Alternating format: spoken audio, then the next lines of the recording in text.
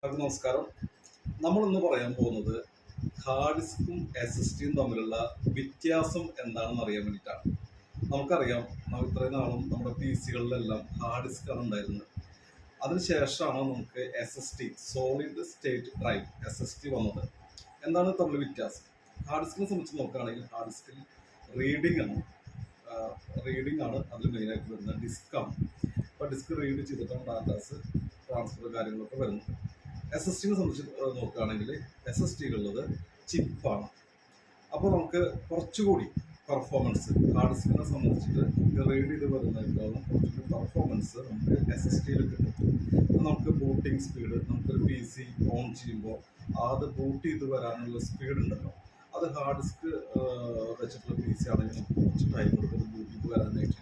SSD ആണെങ്കിൽ അതിൻ്റെ 1% പോലും നമുക്ക് ടൈം എടുക്കില്ല ബൂട്ട് ചെയ്ത് വരാൻ. അത് അങ്ങനെ ഏത് പ്രോഗ്രാം നമ്മൾ എടുക്കുകയാണെങ്കിലും നമുക്ക് ആ സിസ്റ്റം പെർഫോമൻസ് കുറച്ചുകൂടി, അല്ലെങ്കിൽ ലാപ്ടോപ്പിലാണെങ്കിലും ഡെസ്ക്ടോപ്പിലാണെങ്കിലും പെർഫോമൻസ് കുറച്ചുകൂടി ഫാസ്റ്റായിട്ട് നമുക്ക് അറിയാൻ സാധിക്കും. ഇതിൽ കൂടുതൽ എന്തെങ്കിലും വിവരങ്ങൾ നിങ്ങൾക്ക് അറിയുന്ന താല്പര്യമുണ്ടെങ്കിൽ നിങ്ങൾ കോൺടാക്ട് ചെയ്യൂ. Future IT Thrissur.